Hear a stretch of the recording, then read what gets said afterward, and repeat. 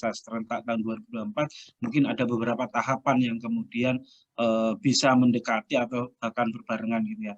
Baik, rekan-rekan dan teman-teman sahabat semuanya, saya persilakan jika ada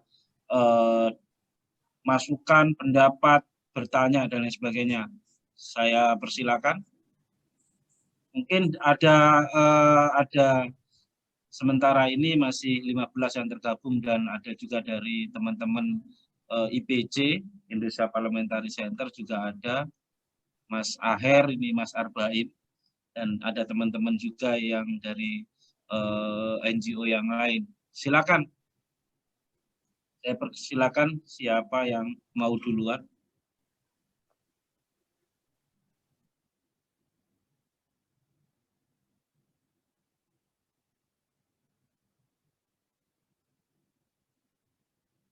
Mas Aher mungkin. Open, bentar. Ini bentar. Ini silakan Mas. Mas Aher ini open mic dulu. Masih unmute tuh. Halo Mas Aher. Nah, oke, silakan. Mas Adi. Ya. Oke, silakan. Yang lain dulu aja. Oh, yang lain dulu aja. Oke. Lagi memahami fikihnya. Mas Arbain ini juga luar biasa. Silakan Mas Arbain. Terlebih dahulu Mas Arbain. Saya menyimak dulu Mas. Oh, saya ini sambil kenalan dulu lah. Mas Arbain sambil kenalan dulu, silakan. Ya, Mas Arbain. Open videonya, Mas. Oke. Nah, sorry. Nah, Mas Arbain, salam kenal. Ya, salam kenal, teman-teman. Salam buat Mas. Saya izin menyimak dulu. Oh ya. Baru pertama kali bergabung di acaranya CSIPP ya namanya. Ya. Luar biasa acaranya. Dia tetangganya Kode Inisiatif itu, tetangganya Selamat. Iya. Kalibata 2 ya, Kalibata 2. Iya. Lanjut Mas, saya menyimak dulu Mas. Ya, siap. Yang lainnya mungkin Pak Direktur. Pak Direktur, mana Pak Direktur? Lagi ngawal itu ya. ORI 1.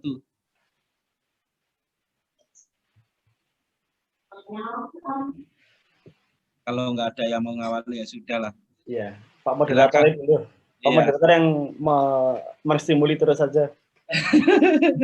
Baik, jadi kita kan gini ya, kembali ke tema utamanya memang selain kita tadi mendiskusikan terkait dengan konstitusionalitas penyelenggaraan pemilu serentak, baik kemudian empirisnya. Nah, ini kan kalau yang tadi disebutkan oleh Mas Ikhwan maupun Mas Slamet terkait dengan putusan Mahkamah Konstitusi, tentunya yang sudah memberikan tafsir secara konstitusional ada 6 kriteria terkait dengan opsi penyelenggaraan serentak tadi itu. Nah, ini kan belum dimasukkan atau bagaimana dengan undang-undang pemilu maupun pemilu kada yang terakhir kan tahun 2017. Sementara putusan Mahkamah Konstitusi tadi kan tahun 2019. Nah, memang di beberapa kali penyelenggaraan pemilu ini kan sudah diselenggarakan secara serentak, baik itu tingkat lokal kemudian maupun nasional. Nah, jika nantinya memang 6 kriteria tadi yang sudah diberikan definisi oleh Mahkamah Konstitusi, kemudian tidak diatur secara rigid dengan mempertimbangkan pengalaman-pengalaman yang terjadi, ya ini menurut Mas Ikhwan maupun menurut Bung Slamet bagaimana? Dari Mas Ikhwan terlebih dahulu mungkin.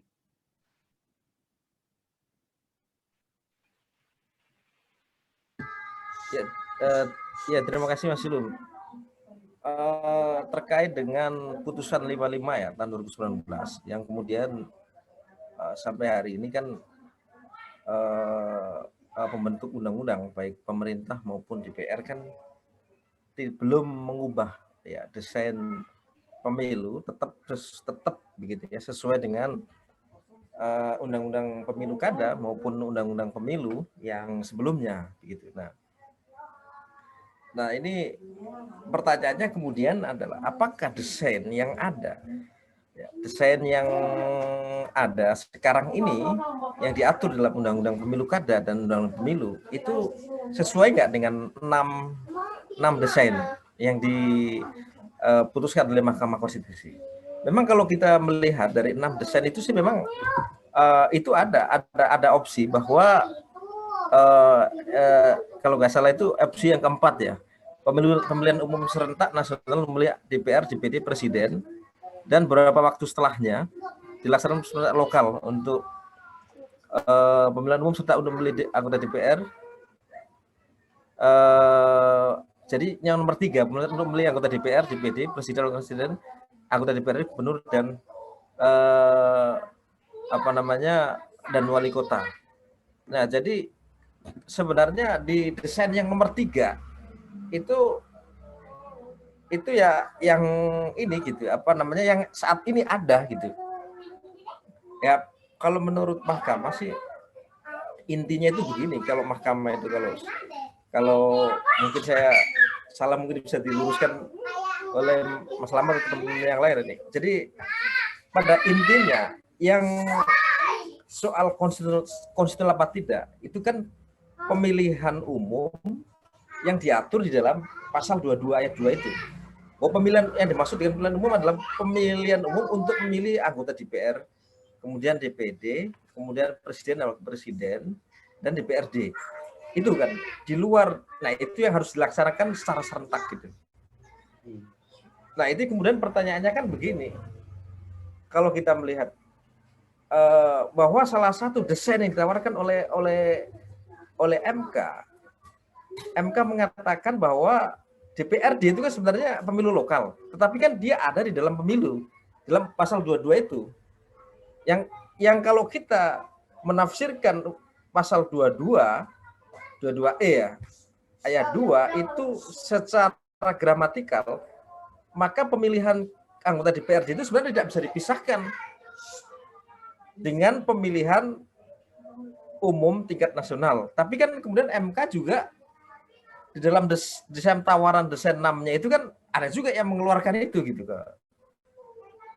Nah, itu juga menjadi pertanyaan gitu.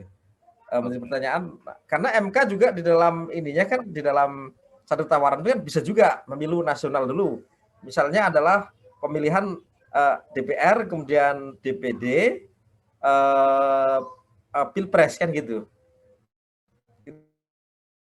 Itu satu, lalu kemudian beberapa tahun setelahnya baru kemudian pemilihan anggota DPRD, baik provinsi, kemudian gubernur dan bupati, wali kota, itu kan salah satu.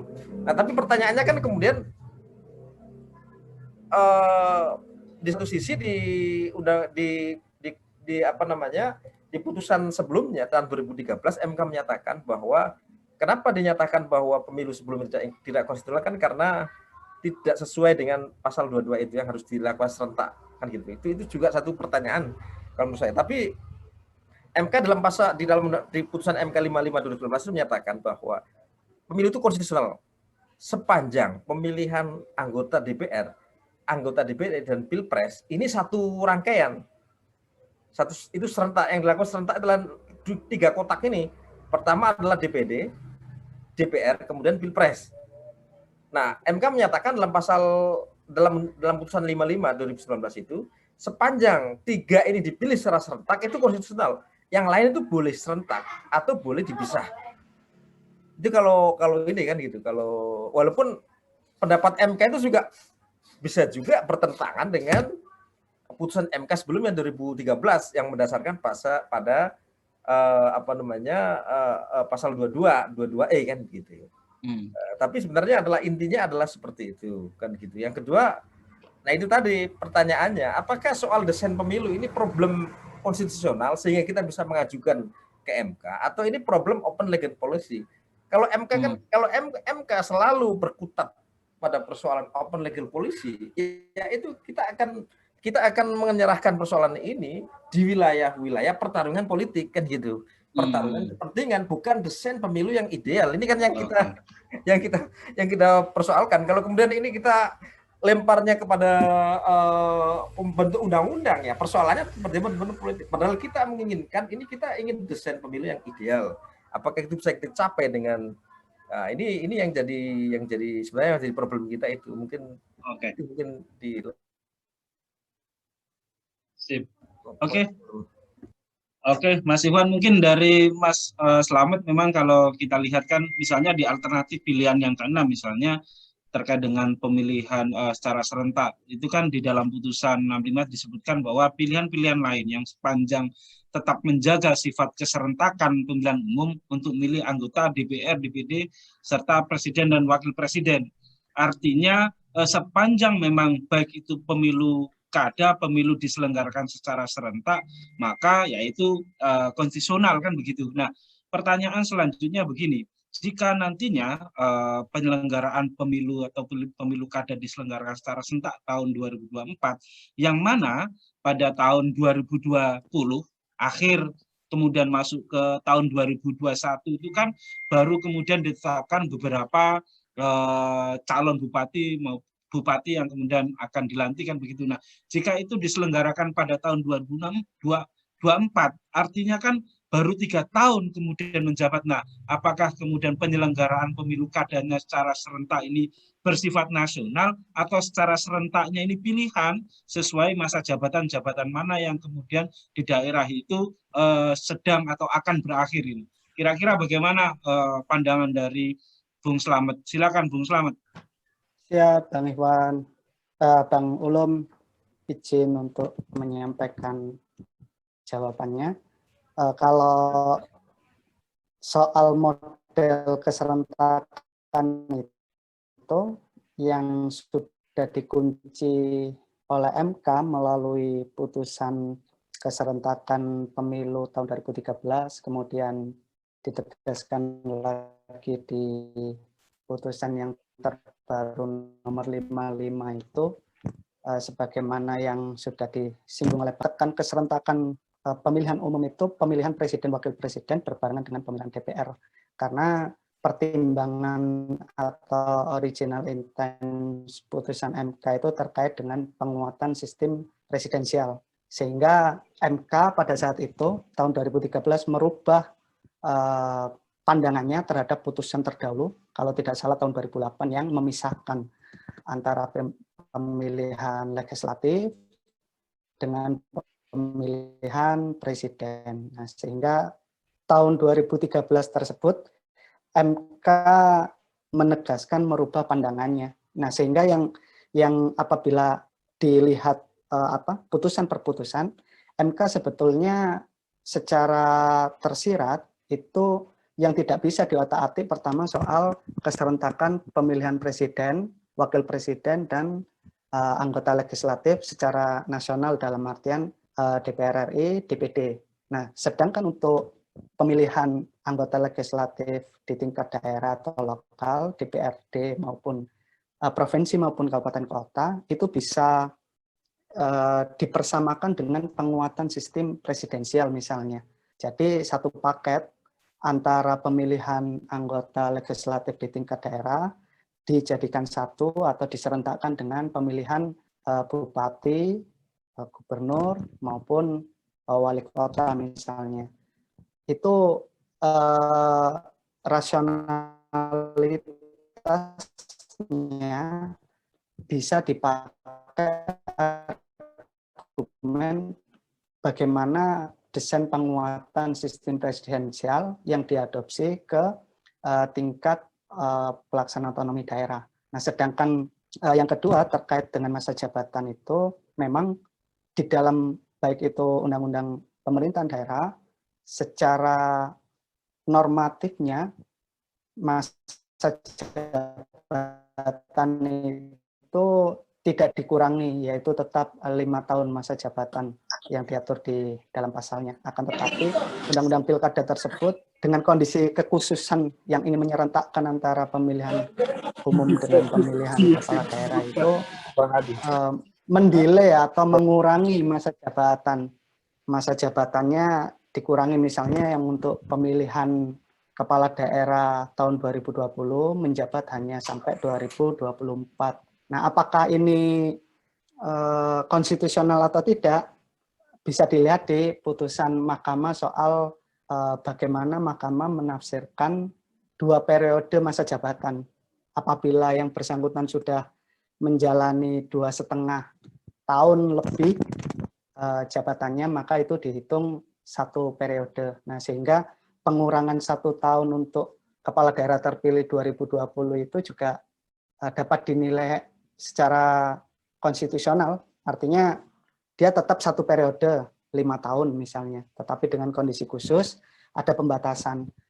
Nah, persoalannya kembali ke soal apakah desain yang bisa dilaksanakan secara rasional antara penyelenggaraan pemilihan umum dan pemilihan kepala daerah yang berbarengan, karena normanya atau undang-undangnya belum ada keputusan untuk direvisi misalnya. Tapi tidak tahu 2022 misalnya itu ada pembahasan sehingga ada revisi yang dilakukan oleh Presiden dan DPR misalnya. Nah, kita kan belum tahu. Artinya untuk saat ini isu keserentakan pemilihan umum dan pemilihan kepala daerah itu menggunakan model yang ada di putusan MK sebagaimana di angka 3 itu yang sekarang sudah berjalan. Tetapi apabila pertanyaannya adalah dari 6 itu mana yang paling bisa dijalankan, itu menurut pandangan pribadi saya itu dibagi pemilihan umum nasional dan pemilihan umum lokal. Terkait apakah pilkada itu bagian rezim atau tidak, dalam putusan Mahkamah sebelumnya, misalnya soal komposisi keanggotaan dan juga putusan MK soal nomenklatur, itu sudah tidak lagi memposisikan pemilihan kepala daerah itu di luar rezim pemilu. Jadi sepanjang dia dilaksanakan dengan prinsip-prinsip pemilihan umum, maka secara material itu juga bagian dari pemilu. Apalagi penyelenggaranya juga sama yang menyelenggarakan dengan penyelenggaraan pemilu. Nah, sehingga sah-sah saja misalnya bagaimana para pembentuk undang-undang itu melihat dalam konteks menjaga kedaulatan rakyat, bukan bagaimana ini bisa diambil keuntungan politiknya. Nah, itu yang harusnya dihindari kan seperti itu. Misalnya banyak wacana yang berkembang, kenapa pemilihan kepala daerah itu diserentakkan 2024, kemudian untuk pemilihan kepala daerah tahun 2022 dan 2023 itu dihilangkan dan sebagainya. Kan ada isu-isu politik yang lebih banyak mewarnai itu.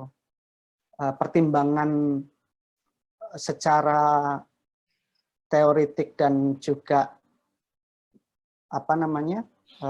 kajian yang komprehensif tidak menyinggung kenapa itu dialihkan. Kalau untuk mendelay biar dia bisa serentak di 2024, kenapa tidak ditarik lebih jauh misalnya di 2027 setelah semua kepala daerah atau daerah-daerah yang menyelenggarakan pemilihan kepala daerah di periode pertama, kedua, ketiga itu sudah menjalankan masa jabatannya 5 tahun misalnya. Sehingga seharusnya Mahkamah itu dalam putusan nomor 55 tidak hanya memberi tafsir terhadap adanya 6 kriteria pemilihan umum yang serentak, tetapi memilih pemilihan umum yang mana yang itu secara rasional bisa menjaga kedaulatan rakyat tersebut. Bagaimana penyaluran kedaulatannya itu bisa berkualitas dan sebagainya. Tadi kan disinggung juga oleh Bang Ikhwan, di pemilihan umum saja itu suara tidak sah sangat tinggi. Kalau tidak salah itu 17 juta atau 11%. Itu suara tidak sah untuk di pemilih 5 kota. Apalagi nanti ditambah dengan 2 surat suara lagi atau 7 kotak misalnya, atau apa namanya, walaupun pemungutannya tidak secara berbarengan, tentu itu juga menjadi beban tersendiri terhadap baik penyelenggara, partai politik juga sebetulnya terdampak juga. Nah, itu mungkin sedikit tambahannya, Bang Ulum.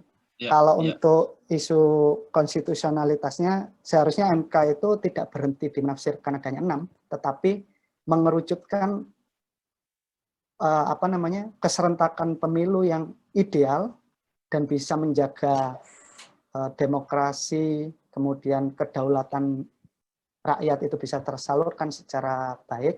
Nah, itu yang harus dicapai, tidak menyerahkan ini open legal policy misalnya. Oke. Kalau pandangan pribadi sih membagi pemilihan serentak secara nasional dan Kalau lokal. tadi pendapat pribadi atau bukan tadi itu? Pendapat Pendapat umum. pendapat Iya. umum. Iya, Tapi saya iya. cenderung setuju untuk membagi secara nasional dan lokal. Tapi kalau Oke. pendapat pribadi yang apa namanya, apapun pilihannya itu sebetulnya sepanjang itu bisa dilaksanakan dan tidak ada problem apa konstitusionalitasnya sih sah-sah saja. Oke. Karena kalau misalnya ini diajukan lagi untuk pengujian undang-undang itu agak berat untuk mengkonstruksikan apakah ini isu open legal policy atau tidak. Karena putusan nomor 55 itu sudah memberikan tafsir ada 6. Bolanya ada di pembentuk undang-undang sebetulnya, Bang Ulum. Oke. Oke, sip. Terima kasih Mas Slamet, luar biasa. Tapi yang tentunya tadi yang agak menarik karena kan juga menjadi pertanyaan ya terkait dengan bagi beberapa daerah yang baru kemudian selesai menyelenggarakan pilkada kemudian nanti 2024 akan misalnya diselenggarakan secara serentak kan kalau tadi berdasarkan pendapat Bang Slamet berdasarkan putusan Mahkamah Konstitusi kan ketika sudah menjalankan lebih dari 2 tahun atau berapa tadi ya itu secara konstitusional 2,5 tahun ya secara konstitusional masih apa namanya masuk lah gitu. Tapi memang ketika mendiskusikan isu antara hubungannya keserentakan ini kan soal prosedur saja sebenarnya. Ya kan soal keserentakan penyelenggaraan pemilu pilkada serentak. Keserentakan itu kan sebenarnya soal prosedur. Nah, konstitusionalitasnya adalah bagaimana kemudian pemimpin kita itu kan dipilih secara demokratis. Kira-kira kan begitu. Nah, tadi ya ada pertanyaan kemudian dari kawan-kawan yang saya terima, apa hubungannya kemudian antara serentak dan konstitusionalitasnya? Kira-kira begitu pertanyaan yang di WA saya secara pribadi ini. Gimana Mas Iwan, nanti teman-teman yang lain mungkin ada pertanyaan. Tadi ada si siapa namanya? Bentar, saya mana ya tadi ya? Mana tadi? Saya tadi kayaknya melihat temennya si Slamet tadi ya. Eri tadi siapa? Every. Tadi kayaknya ada si siapa? Salman itu ya? Akmal. Oh, Akmal itu kayaknya. Oh, Akmal. Oke, mungkin nanti sambil dijawab sambil menunggu yang lain. Tadi titipan pertanyaan yang dijabri pribadi ke saya. Mungkin Indocita senior ya, gitu. Ini ya, apa menanggapi langsung aja pertanyaan yang tadi lu? Silakan. Ya menarik itu apa namanya? Nah sebenarnya MK kan ada putusan nomor 31 tahun 2018 mengenai jumlah anggota KPU waktu itu ya. Tetapi kan di dalam putusannya itu MK menyatakan bahwa manajemen penyelenggaraan pemilu, election management yang rasional, terukur dan menjamin pemenuhan prinsip kedaulatan rakyat. Itu wilayah konstitusional sebenarnya. Wilayah konstitusionalitas. Ya artinya karena apa? Karena manajemen penyelenggaraan pemilu itu kan terkait dengan apakah sistem pemilu itu apakah sistem pemilu yang dipilih itu memang menjamin kedaulatan rakyat seperti yang dijamin dalam konstitusi kita gitu. Itu kan, nah bagaimana manajemen pemilu yang paling memungkinkan atau yang paling reasonable bagi masyarakat, bagi rakyat untuk melaksanakan hak konstitusionalnya itu, dan bagaimana kemudian tujuan pemilu secara konstitusional itu bisa itu masalah itu sebenarnya dalam putusan MK nomor 31 2018 itu sebenarnya juga disinggung gitu ya. Artinya ya soal desain keserentakan itu kan soal manajemen juga, dan manajemen itu dalam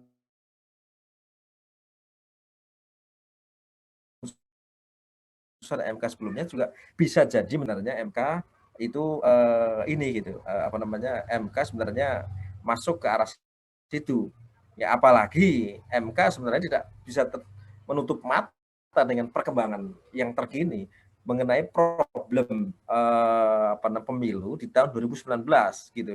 Ini juga tidak bijak gitu kalau menurut saya, penilaian saya.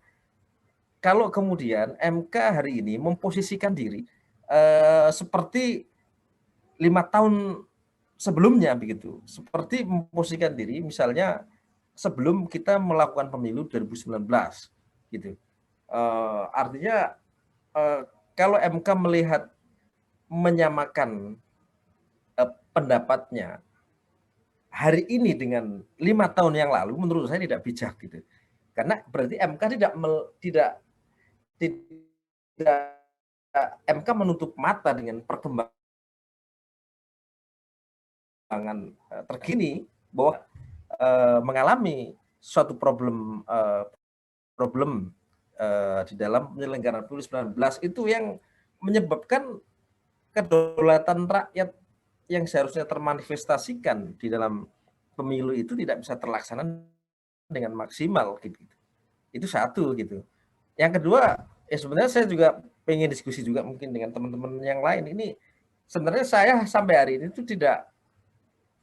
ini saya tidak menemukan ketersambungan rasionalitas antara pemilu serentak presiden dan pileg dan pilpres itu dengan penguatan sistem presidensial. Nah, ketika sekarang itu ada PT atau presidensial threshold, itu kemudian 20% berdasarkan pemilu yang sudah masa jabatannya habis. Artinya begini, MK kan menyatakan bahwa pemilu presiden dan pemilu legislatif itu harus serentak karena dasarnya adalah salah satunya untuk penguatan sistem presidensial. Sementara di sisi yang lain, MK menyatakan bahwa mengenai presidensial threshold ya, jadi presiden itu bisa dicalonkan dengan dukungan partai politik sebanyak minimal 20%. Nah, itu didasarkan pada hasil pemilu yang sebelumnya, yang di tahun seperti misalnya nantilah gitu, pemilu 2024. 20% itu kan didasarkan pada hasil pemilu 2019 yang sudah mau berakhir di 2024 kan gitu. Nah, berarti padahal sebenarnya yang diinginkan dengan sistem presidensial yang kuat itu presiden tidak ya, kalau dalam pertimbangan MK ada dua hal. Pertama adalah didukung oleh rakyat dengan tingkat keterpilihan 50% lebih tersebar di minimal 20%, didukung rakyat. Yang kedua didukung oleh partai politik. Didukung oleh oleh partai politik kan gitu. Nah, tentu partai politik yang memiliki kursi di DPR. Masalahnya kemudian adalah ketika pemilihannya ini digabung, maka kan itu dukungan politiknya kan kursi yang sudah mau habis kan gitu, bukan kursi yang akan berjalan ini kan gitu. Berarti kan, nah sebenarnya apakah bisa dijamin bahwa partai politik hari ini komposisinya sama dengan pemilu sebelumnya kan, jadi problem. Makanya saya juga soal bahwa pertimbangan keserentakan itu adalah untuk memperkuat sistem presidensial. Kalau pertimbangannya adalah presiden didukung oleh legislatif, itu ya hari ini saya belum menemukan rasionalitasnya gitu. Kalau menurut saya begitu. Oke, menarik yang terakhir tadi itu. Jadi kalau terkait dengan pemilu serentak dan sebagainya, apa tadi, bukan kaitannya dengan penguatan sistem presidensial gitu ya. Tapi tadi sempat misalnya Mas Slamet juga menjelaskan bahwa dengan adanya penyelenggaraan pemilu dan pilkada secara serentak adalah dalam rangka penguatan sistem presidensial. Nah, kira-kira bagaimana tuh Mas Slamet? Jadi apakah misalnya itu adalah amanat daripada Undang-Undang Dasar atau bagaimana? Iya, Bang Ulum. Kalau terkait dengan penguatan sistem presidensial ini, sebetulnya dalam banyak literatur kan dijelaskan konteks pelaksanaan sistem presidensial di Indonesia ini unik, yaitu berbeda, di mana sistem presidensial multipartai. Sehingga dibilang sistem presidensial murni itu juga tidak, makanya muncul bahasan sistem presidensial multipartai. Nah, sehingga berkaca pada misalnya hasil pemilihan 2004 misalnya, di mana presiden terpilih tetapi minoritas dukungan di parlemen atau legislatif. Nah, sehingga itu sedikit banyak mengganggu kinerja presiden dalam melaksanakan tugas-tugasnya misalnya. Nah, harapannya dengan itu digabungkan antara pemilihan presiden dan lembaga legislatif atau anggota DPR RI, itu tidak lagi muncul presiden yang lemah atau minoritas di DPR, sehingga mengarahnya ke politik transaksional misalnya. Kurang lebih secara umum seperti itu. Kenapa misalnya penguatan sistem presidensial itu harus didukung dengan pelaksanaan pemilihan umum antar presiden dan wapres bersamaan dengan lembaga legislatif. Nah, tetapi yang jadi pertanyaan sebetulnya, atau banyak praktisi dan juga expert di bidang tata negara kan selalu mempersoalkan presidensial threshold ini kenapa tidak dihapus saja misalnya. Kan tidak logis seperti yang disampaikan Bang Ikhwan. Kalau sudah pemilihnya itu serentak, maka tidak diperlukan lagi bagaimana dukungan untuk didukung minimal misalnya syarat ambang batas pencalonan atau presidensial threshold itu. Nah, tarikannya memang agak membingungkan ya, ketika sistem presidensial itu tetapi menggunakan presidensial threshold itu sendiri. Nah, harapannya kalau misalnya isu kenapa masih ada presidensial threshold, itu juga berkali-kali diuji sampai terakhir itu dinyatakan juga tidak dapat diterima atau tidak ditolak putusannya itu soal ambang batas pengajuan calon presiden itu dihapuskan saja. Makanya sebetulnya seperti yang disampaikan Bang Ikhwan, itu menarik juga untuk apakah memang presidensial threshold ini dapat mendukung sistem presidensial itu sendiri di tengah keserentakan pemilihan presiden dan anggota DPR RI itu dilakukan bersamaan. Itu mungkin sedikit tambahannya, Bang Ulum. Oke, luar biasa. Ada yang lain kira-kira? Kalau nggak ada saya tutup ini, karena sudah jam 20. Kita kan sampai jam 20 ya, Nisa ya. Kasihan kasihan narasumbernya nih, si Slamet mau kencan katanya. Si muda, si mau pacaran katanya.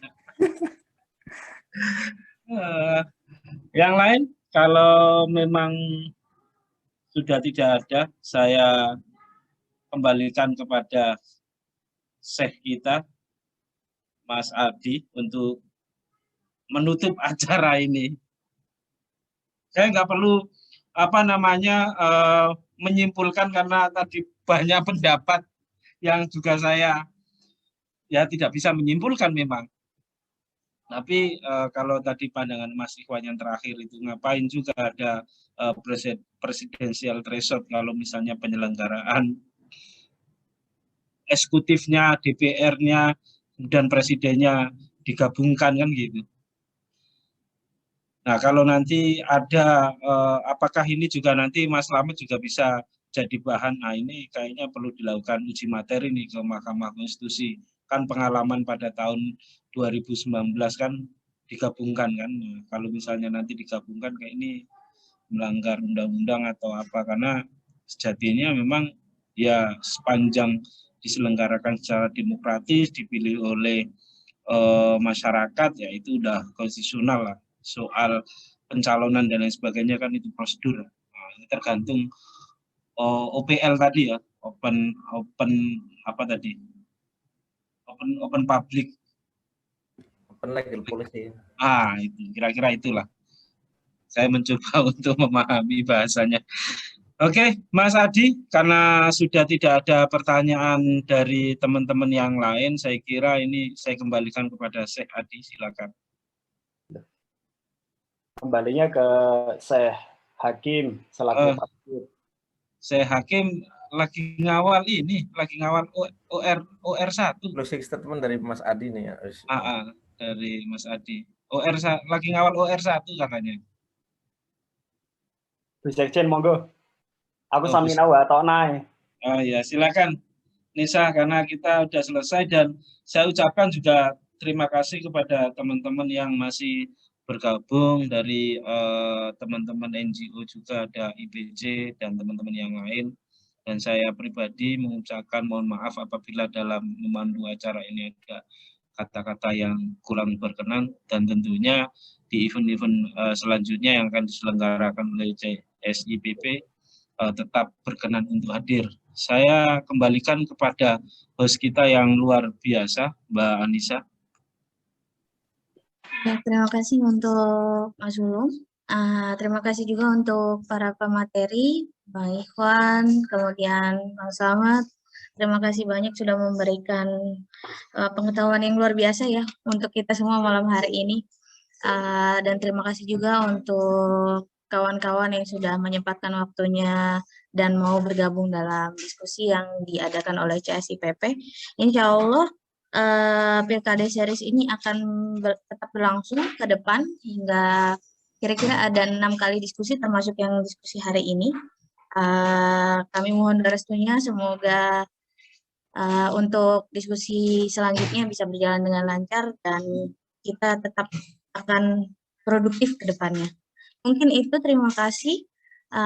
Selamat malam. Wassalamualaikum warahmatullahi wabarakatuh. Salam sejahtera buat kita semua. Terima kasih. Waalaikumsalam warahmatullahi wabarakatuh.